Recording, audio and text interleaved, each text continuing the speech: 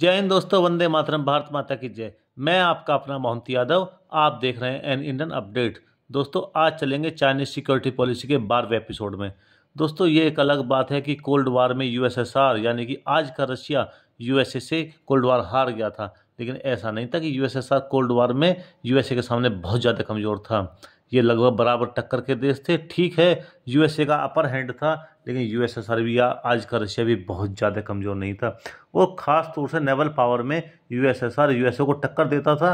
ये और बात है कि यूएसए का अपर हैंड था, थोड़ा मजबूत उसके मुकाबले था, लेकिन उतना अंतर भी नहीं था कि बहुत ज़्यादा अंतर हो। ठीक वही काम जो आज चाइना और यूएसए के बीच है नेवल पावर के रूप में। और कोल्ड वार के बाद में चाइना ने उसी स्ट्रेटेजी पर काम करना शुरू कर दिया था जिस पर सोवियत काम करता था, यानी कि पनडुब्बियों की पावर के ऊपर। इस समय चाइना के पास 59 सबमरीन्स हैं और यूएसए के पास 67, लेकिन सिर्फ सबमरीन्स के दम पर चाइना यूएसए को नहीं संभाल सकता और ना ही समुद्र में यूएसए को वो डोमिनेट कर सकता है और ना ही डोमिनेट करने के बारे में सोच सकता है। यूएसए की इकोनॉमिक पावर चाइना की इकोनॉमिक पावर से बहुत ज़्यादा है और यही इकोनॉमिक पावर यूएसए को पैन अमेरिकन प्रोजेक्ट की ईस्ट एशिया में मजबूती प्रदान करता है। चाइना के तमाम इकोनॉमिक डेवलपमेंट के बावजूद भी ईस्ट एशिया में यूएसए की मजबूत इकोनॉमिक प्रेजेंस बनी रही है। जापान की इकोनॉमी को भी यूएसए की जरूरत है ताकि उसे एक्सपोर्ट का बाजार मिलता रहे।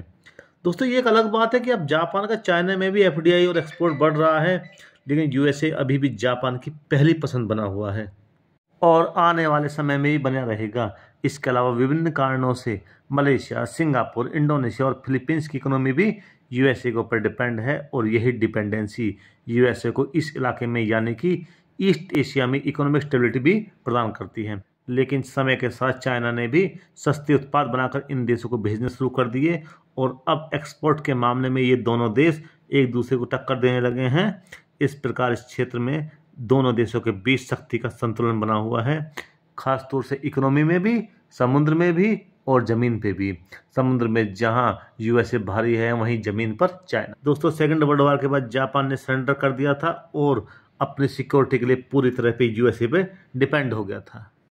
इसके बाद जापान ने कभी भी एक मिलिट्री पावर बनने की कोशिश नहीं की और यूएसए को ईस्ट एशिया में कंट्रोल करने के लिए एक पक्की जगह जापान मिल गई, जिसका इस्तेमाल वह ताइवान वगैरह के मसले पर चाइना को कंट्रोल करने के लिए कर सकता है। इसके अलावा मार्च 2001 में सिंगापुर ने चांगी पोर्ट को कंप्लीट कर लिया, जहां से US military carrier East Asia में ऑपरेट कर सकता है और सिंगापुर ने यूएसए के साथ फ्री ट्रेड एग्रीमेंट भी साइन कर लिया। इस प्रकार इस क्षेत्र में यूएसए को मजबूत प्रेजेंस बनाने का मौका भी मिल गया और वो प्रेजेंस अभी तक यूएसए की बनी हुई है। इसी तरह क्षेत्र में फिलीपींस भी यूएसए का एक मजबूत पार्टनर है। लेकिन दोस्तों, चाइना और यूएसए की ईस्ट एशिया के अलग अलग थिएटर्स में ताकत है, यानी कि लैंड पर ताकत अलग है और समुद्र में ताकत अलग है। इसके चलते ही सिर्फ यहाँ पर शांति बनी हुई है? नहीं दोस्तों, इसके अलावा इस इलाके में एक common threat Soviet Vietnamese power भी इस इलाके के आपसी मतभेदों जैसे 1960 में इंडोनेशिया के बॉर्डर्स का डिकोलाइजेशन प्रोसेस होना, सबा को लेकर के फिलीपींस मलेशिया का डिस्प्यूट होना, या वियतनाम वॉर के बाद यूएसए ने जब 1973 में विड्रॉ किया था उसके बाद सोवियत वियतनामीज गठजोड़ से चाइना को थ्रेट होना, इन सब थ्रेट के चलते आसियान देशों को अपने मतभेद बुलाकर एक साथ आने के लिए मजबूर होना पड़ा था। लेकिन दोस्तों, सोवियत तो गुजरे जमाने की बात हो गई और यूएसए भी वियतनाम से बाहर आ गया, लेकिन उसके बाद भी यहाँ शांति क्यों बनी हुई है?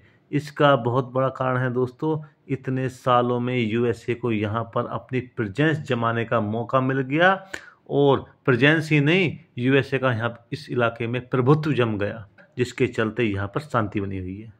दोस्तों, अब आते हैं पैक्स चिनाका के ऊपर। लेकिन यह पैक्स चिनाका है क्या?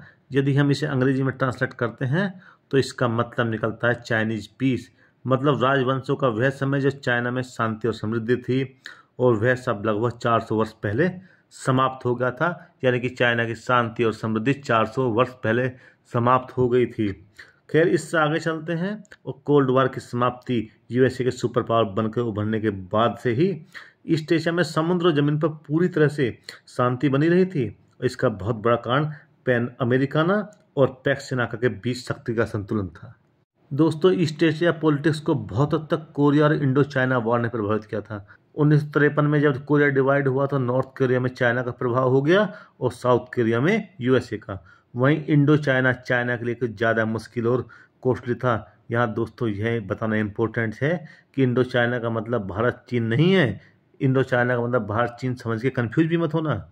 इंडो चाइना का मतलब है वो देश जहाँ पर भारत और चीन का लगभग बराबर प्रभाव था, और वो देश हैं लाओस, कंबोडिया, म्यांमार, थाईलैंड और मलेशिया। इन देशों को ही इंडो चाइना कहा जाता है। दोस्तों इस इलाके में होने वाले युद्धों को चाइना को फायदा मिला था। जैसे वियतनाम ने 1954 में फ्रेंच को क्षेत्र से बाहर कर दिया था, वहीं 1954 से 60 तक कोई भी फॉरेन ट्रूप्स इंडो चाइना या बर्मा में नहीं था जो चाइना के बॉर्डर पे प्रॉब्लम क्रिएट कर सके। लेकिन 1962 से 73 तक जब यूएसए वियतनाम का वार चला तो चाइना को खतरा महसूस हुआ। लेकिन जैसे ही 1973 में अमेरिका ने विड्रॉ किया था, चाइना खतरा समाप्त हो गया। लेकिन बात वहीं की वहीं रही, क्योंकि 1978 में यूएसएसआर ने यूएसए की जगह ले ली, वियतनाम के साथ मिलकर काम करना शुरू कर दिया और चाइनीज बॉर्डर्स पे खतरा दोबारा से बढ़ गया। इस चीज़ को काउंटर करने के लिए चाइना ने कंबोडिया की हेल्प ली और 1989 में जहां यूएसएसआर टूट गया वहीं कंबोडिया ने भी वियतनाम को हरा दिया और यूएसएसआर क्षेत्र से डिसअपेयर हो गया और क्षेत्र में चाइनीज प्रभुत्व स्थापित हो गया। दोस्तों इन सब के बीच हम देख रहे हैं कि यूएसए ने अपना प्रभाव ठीक वैसे ही बढ़ाया था जैसे 19वीं शताब्दी में ब्रिटेन ने बढ़ाया था, यानी कि समुद्री रास्ते से, जबकि चाइना ने जमीनी रास्ते से अपना प्रभाव इंडो चाइना में बढ़ाया। ऐसा नहीं था कि यूएसए ने इंडो चाइना में लैंड पावर बनने की कोशिश नहीं की। 50s और 60s में कोरिया में यूएसए ऐसी कोशिश करके असफलता का स्वाद चख चुका था और 1973 में इंडो चाइना में भी यूएसए ने मुंह की खाई थी। यूएसए क्षेत्र में अपनी सीमाओं को समझ चुका था और उसने इंडो चाइना क्षेत्र में लैंड पावर के गेम में उलझने के बजाय अपने मैरीटाइम नेवल पावर के माध्यम से डोमिनेट करना जारी रखा और इस इलाके में अपना प्रभाव बनाए रखा।